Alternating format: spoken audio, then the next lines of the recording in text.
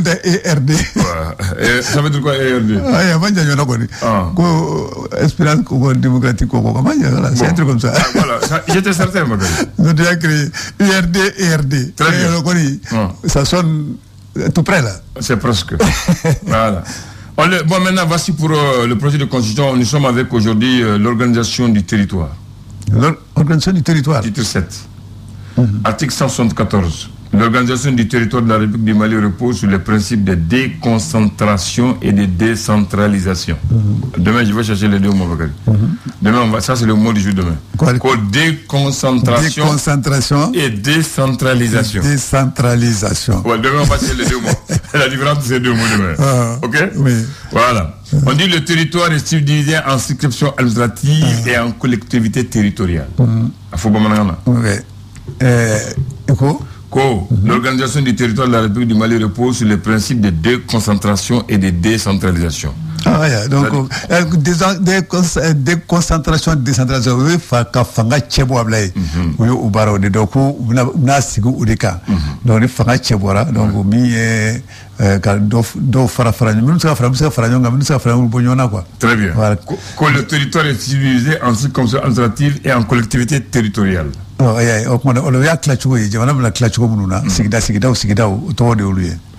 Article 175, les 6 circonscriptions administratives constituent le cadre territorial de représentation et d'intervention de l'État. Les circonscriptions administratives, c'est-à-dire les régions, constituent le cadre territorial de représentation et d'intervention de l'État. Voilà. Article 176. Les collectivités territoriales constituent le cadre territorial de participation des populations à la gestion de leurs propres affaires.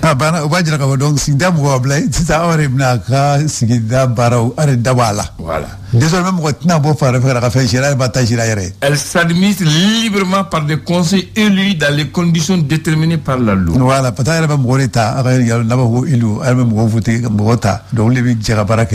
Article 177. Les circonscriptions administratives et les collectivités territoriales sont créées et supprimées par la loi.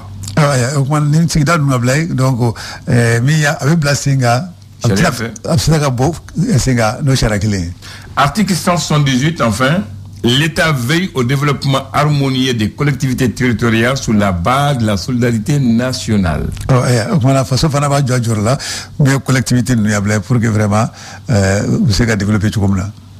En effet, il peut attribuer par la loi une durée illimitée des compétences et des ressources exceptionnelles à un ou à plusieurs niveaux des collectivités territoriales dans le respect de l'unité nationale et de l'intégrité du territoire.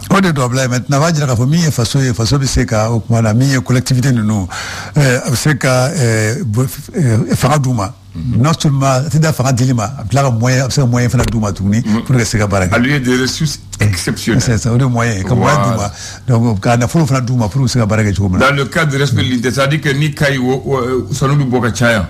Quand on fait fente, on va aller que d'autres kaïta la kata douma pour l'unité nationale et pour garantir le territoire. Voilà. C'est ça l'idée. Ah d'accord. Voilà. Donc demain, nous serons avec les autorités et légitimités traditionnelles. Voilà. Merci à toi. Inch'Allah. Non, il est pas blanc, table. Sulemana Benaele. Emma.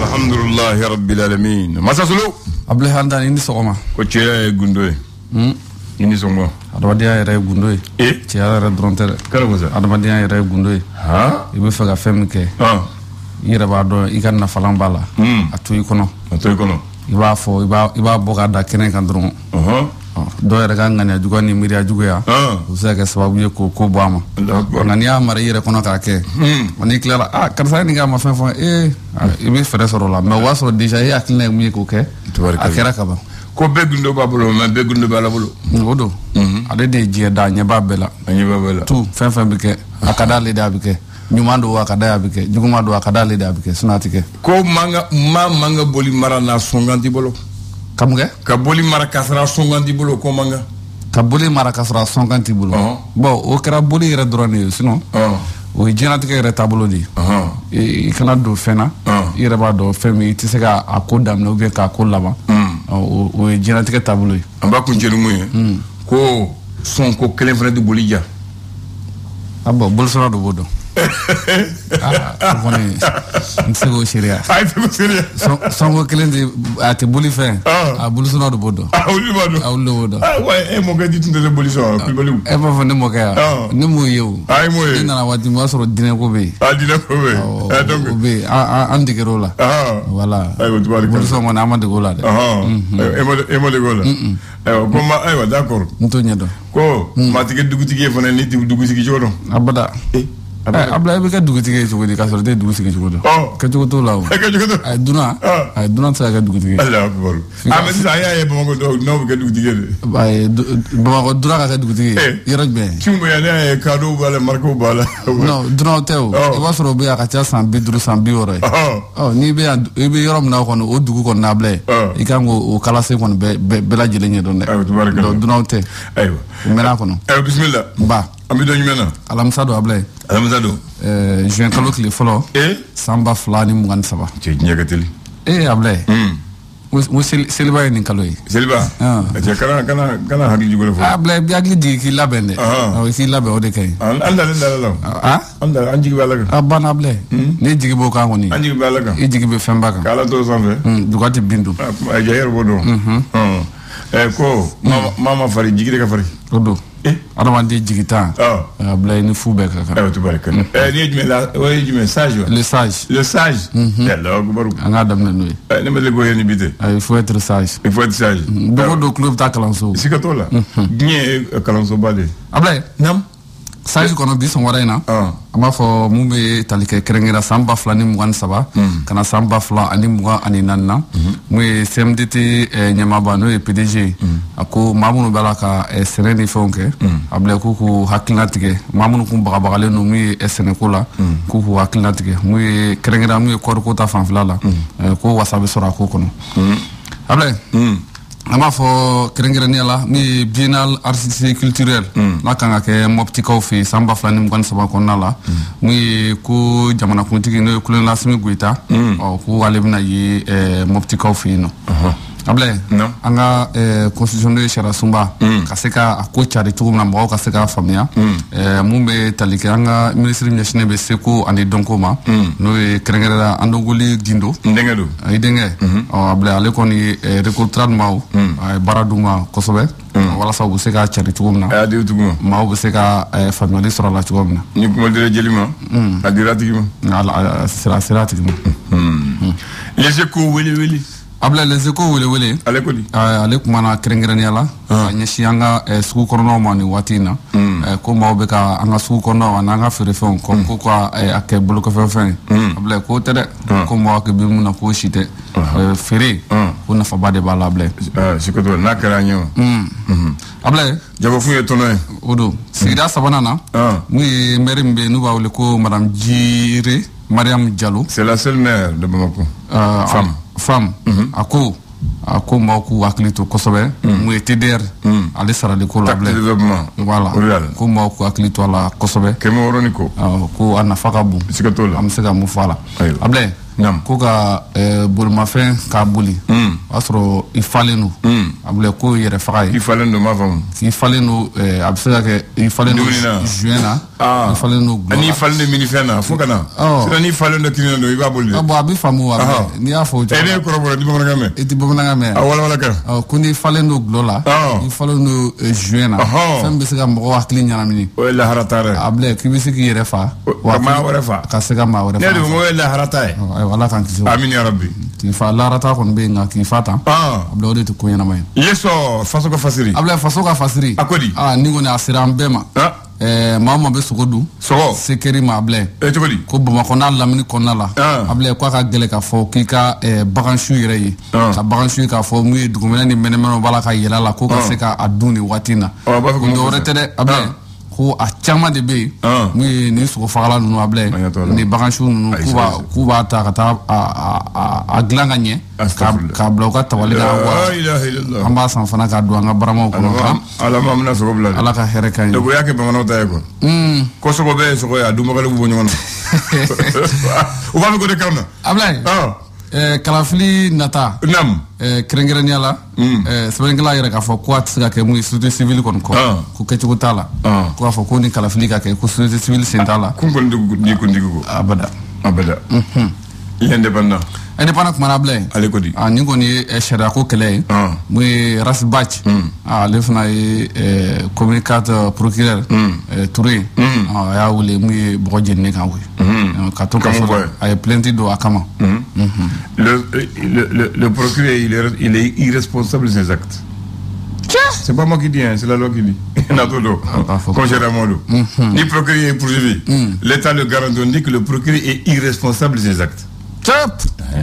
Au final, il y a un avantage de Ablaye, ni ye n'o ye caporal Umar Jakite ni Bamaji wale kɛbaaw kɔnɔ y'ale ta ka tunu n'a ye an ye bɔlɔlɔ sanfɛ a yɛrɛ bɔra ka bataki bila a yɛrɛ k'a fɔ k'a bɛ wele bila an ka gouvernement ɲɛmɔgɔw ma k'u ka fɛɛrɛ bɛɛ lajɛlen kɛ walasa a bɛ se ka segin so hakilila jigila ko a minɛna kabiri marisi kalo tile 18 san 2023 jɛkulu min bɛ yen n'u b'a wele ko GENIM a kɛra mun ye Nara o mara o kɔnɔna la a fɔ a bɛna sati mɛn ayiwa y'a bɔ mɔgɔw bɛ nafolo sinon ni t'o dɔ ye o y'a fɔ a mɛnna référendum Ablaye juin kalo in tile 18 don ale ko yira n na san 2023 siratigɛ la kunu conseil des ministres la da donna a kuma la o ko di i tɔgɔma colonel Ablaye Mayiga je le répète a ko mun ye n'i ye baara ninnu ta k'a jateminɛ k'a lajɛ k'a ta sigira k'a ta point na mun ye point 13 ɲɔgɔnna bɛ Ablaye olu kɔni baaraw kɔni ko o donna ba la ka ban Ablaye alhamdulillah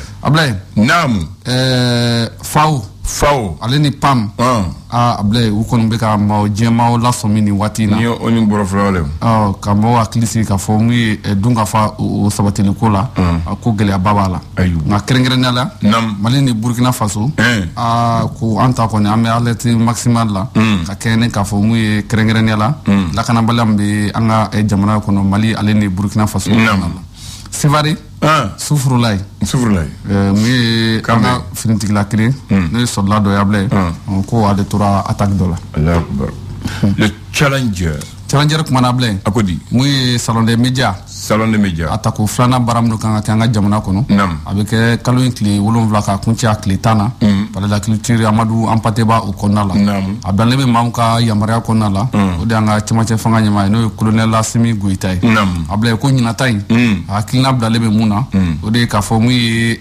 kunnafonidilaw olu ni bɔlɔlɔ siratigɛw yala mun ye baara minnu kan ka k'a la hakilina minnu kan ka kɛ hakilina jagabɔ ye ko a thème bilalen b'o kan jamana minnu welelen don Burkina Faso, Côte d'Ivoire, Guinée-Conakry, ale ni Sénégal olu kan ka ye kɛnɛ kan Ablaye projet de constitution an bɛ to ale kunna hali bi mun ye président Blaise Sangaré kɛrɛnkɛrɛnnenya la ale b'a la ka Bugunikaw ka se k'olu fara ɲɔgɔn kan cogoya min na walasa u bɛ se ka baara kɛ a kɛ ko ɲuman na mun ye projet in ka se ka ɲɛfɔ maaw ye cogoya minnu na maaw bɛ se ka bɔ ka se ka taa kala ta ye cogoya minnu na Ablaye min ye Ngolobugu commune Ablaye olu fana ko k'u b'u yɛrɛ ye constitution ye ale hakilina o kɔnɔna la min ye force vive fana sigida 3nan na olu fana ye campagne daminɛ ka se ka ɲɛfɔli kɛ cogoya min na ka maaw bilasira cogoya minnu na mun ye kalafili nata a b'a bɛ se ka kɛ cogoya min na ka don Simba ka bɔ Simba an b'a kuncɛ ni kabako fɔlen ye Burama ka kobaw Ablaye ko nin ye morikɛ dɔ ye mori n'o b'a wele ko Ali Zana Daw Ablaye ko ale tununa ni mun ye an ka aide ménagère ninnu baarakɛden minnu b'an bolo an ka so morikɛ baara Ablaye ko a tununa n'u ka kasabi ye koyi kasabi in dagosi fana ka ca dɛ miliyɔn 2,20,000 ani 2,000 ani 200 o danaya taara ka d'a kan ale k'o mara baarakɛlaw ka wari Ablaye a tununa n'a ye Ablaye ko n'i kɛra muso dɔ ye ale kɔni sɔmina k'a fɔ ko a cɛ bɛna muso kura ta koyi Kelewora. Kelea dabora. Abla ale ka kelea yɛrɛ nana kɛ fo a kɛra degun ye dɛ. Mun ye jikalan. Abla a taara o bɔ cɛ kan koyi. Ale yɛrɛ ni cɛ tɛ bilen. Kɔɲɔmuso yɛrɛ fana ni cɛ tɛ bilen Abla. O ye hasidiya ye. O tɛ kɛlɛ o ye hasidiya ye. Abla. Naam. Mun ye jɛkulu min sigilen bɛ n'u b'a wele association des jeunes ka bɔ mun ye Jufakuru. Olu ka ɲɛma Abla a taara ye k'a fɔ a ye juru don a yɛrɛ kan na. K'a yɛrɛ pandi. Ale kɔni a y'a yɛrɛ gulo. Yɛrɛ faga suti mɔnɛ bu. Ale ta kɔni bɔra diɲɛ ko kuma na. Abla. Naam. Escroquerie. N kɛra Kalabankuru. Ŋanamu. Kɛrɛnkɛrɛnnenya la. Ko ni cɛ kofɔlen. A yɛrɛ kɛ i n'a fɔ ale feerekɛla ye. Maa minnu bɛ yala ka feerew kɛ. Feere dɔ parce que a b'a feere kɛ. Ka butigitigiw ma. O siratigɛw la. O commerçant ka sefa wari $2,000,000 Abla. A ye ɲininka o. A tununa n'a ye. Alahu akibaru. Nka don o don. Ko de bɛ kɛ mɛ mɔgɔw tɛ sɔmi. N t'a dɔn mun na. Abla Ala k'an kisi ni maa n'u ma n'u donni ni hakili cɛ. Abla a ma nɔgɔ dɛ. I b'a fɔ u bɛ siri de. O bɛɛ b'a la kuma kɔni ka ca dɛ. Alahu akibaru. Ala k'an kisi tɔɔrɔ ma dɔrɔn. Masa Solo. Abla Handan. An bɛ bi don min na. Sumayila Sise. Ala ka hinɛ. Ala ka hinɛ Ala ka dayɔrɔ suma. Amina. Ale ko adama ma ni cɛw ni baraji. K'an bila sanfɛ ka bɔ n kɔrɔ. Ka bin kan n y'a faamu. K'a bila sanfɛ ka bɔ a kɔrɔ. K'a layɛlɛ yɛrɛ la ka ju tigɛ n'a ye. Kalata ma ma kɛ 2002 la. 2002. Adama y'a kɛ ale de kɛ candidat ye ko ale o de ye olu ka cɛ bɔ ye ka taa élection na. Mais o ye mun kɛ olu ko u taara voter k'a fɔ ale kɛ. Mais o ye juguman de baara kɛ k'a tɛ ta. Ale ye candidat ye mais a tɛ de ta. Fanga ni janfa. Ne m'o fɔ ele y'o fɔ. Donc jaabi bɔra. ATT de passera. A ko ATT ye candidat libre ye. Ko parti t'a bolo. Parti mun b'a bolo o de ye ɲɔgɔn tɛ Mali la. Ale ma bɛ yɔrɔ bɛɛ. Mais ale perdra. Ko ale ye ko faamu. Ko an ma se kɛlɛ la. Ko an ka yafa ɲɔgɔn ma. Ne yɛrɛ bɛ taa n yɛrɛ ka parti jɔ. Ni ne y'a jɔ. Ni min bɔra la n b'a dɔn n'o ye ne yɛrɛ ye. Donc ale fana y'a fosi Adama la. 1er juin 2003. Ale ni Yunus Touré. Ani Umaru Ibrahim Touré. Olu ta URD créé. N'a ka mɔgɔw don. Ko ne bɛ n ta yɛrɛ ta. Ne yɛrɛ bɛ jɔ ni n yɛrɛ ye. Voilà. Donc ale y'a créé. N b'a fɛ ka mun fɔ sisan. I ɲɛ bɛ Adama la. Adama mun bɛ sisan. PNJ. Adama mun bɛ yen. PNJ. A fanga caman bɔra la sinon ale fanga tun b'a la dɛ. Parce que k'a to u taari fila la. Terikɛ fila bɛ Alifa Umaru Konare ni Mahamadu Lamini. U fɔra ɲɔgɔn kɔ Mahamadu Lamini ko e ye n terikɛ ye. N t'a fɛ an ka fɔ ɲɔgɔn kɔ parti ko la. N bɛ n yɛrɛ ɲini. Mais an bɛ kɛ teri ye dɛ. N bɛ bɔ Adama la. Ne yɛrɛ bɛ n kɛ parti créé. N bɛ taa dumuni k'i fɛ i bɛ taa dumuni kɛ n fɛ. Parti a ko politiquement dɔ ɲɔgɔn na. Donc ale y'a fosi en 94 a ye miiri a créé. Ka to ɲɛfɛ. Ibrahim Boubacar Keita ale fana jɛfɔ mun kɛra Ismaël la o y'o ɲɛ s'a ma a ko a ma se o la ne fana y'a faamu ne fana ma sen bɔ a ye parti ta ale fana ye RPM créé le 30 juin 2001 Soumaïla kɔfɛ Soumaïla nana Soumaïla ko a ma se o ma n'anw tɛ bɛn aw ko aw bɛ n gɛn ne yɛrɛ bɛ n yɛrɛ ta ale fana y'a suma créé nin parti nin bɛɛ bɔra Adama de la.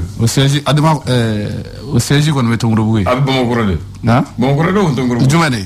Adama siège. Adama ko tɛ o. Bubu ka parti. Asma CFP. A bɛ Tomorobugu de. Bon ni parti naani bɛɛ bɔra Adama la halisa Adama jɔlen don. Mais a jɛgɛlen don dɔɔni de. Voilà parce que ni nun bɔra la i tɛ se k'i jɔ tile. I tɛ se k'i tilen tuguni. A ko ma nɔgɔ. A ko ma nɔgɔ. E maa belebeleba naani ba maa kelen na. Hali jɔlen don i b'i jɛgɛn. Nka nin bɛɛ bɔra la o. U ye président sɔrɔ wa. Après ayi. O si ma sɔrɔ. Abada. Minnu bɔra olu de ye président sɔrɔ parce que RPM ye président sɔrɔ. A ye sɔrɔ. Voilà IRD fana ye chef de l'opposition sɔrɔ. Olu tora kɔn fanga b'u la mais olu de maa dɛmɛ ka kɛ ɲɛmaa ye olu ma se kɛ ɲɛmaa ye. Chef de file de l'opposition. Voilà. I cɛ ni bara di. Nba. Nin bɛɛ kɛra jamana la yan. Kanbɛ. Le flash. Le flash d'information avec la rédaction de Clédou Info.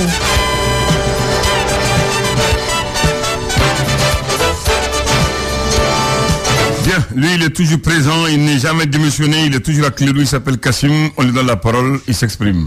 Merci Andan, merci aux auditeurs de la 101.2. Ali Cissé, le sous-préfet de Farako, région de Ségou, qui avait été enlevé par les hommes armés non identifiés le vendredi soir, le 13 décembre 2019, a été récupéré lundi par l'FAMA dans la zone de Kouloukani. Il est actuellement à Bamako. Dès son arrivée, Ali Cissé a été reçu par le ministre de l'administration territoriale et des collectivités de la décentralisation. C'est après qu'il a fait une visite médicale au niveau du génie militaire. Si tout va bien, il sera dans sa famille à Ségou. Il se porte bien pour le moment, selon Olivier Traoré, secrétaire général du syndicat des administrateurs civils. Référendum constitutionnel, les partis de l'ancien ministre Amadou Koïta appelle ses militants à voter oui le 18 juin prochain. C'était en marge des festivités marquant les 10 ans de cette jeune formation politique. Ce choix s'explique par le fait que beaucoup de propositions du parti ont été prises dans le projet de constitution. C'est ce qu'a expliqué le président du parti lors d'une conférence de presse. Si tout va bien, le référendum constitutionnel du 18 juin verra la participation de plusieurs Maliens de la diaspora. C'est ce qui nous a expliqué Mohamed Kanté, résident à New York. Il a salué les innovations par rapport à ce projet de constitution. Depuis plusieurs semaines, les populations de Gao consomment l'eau potable de mauvaise qualité.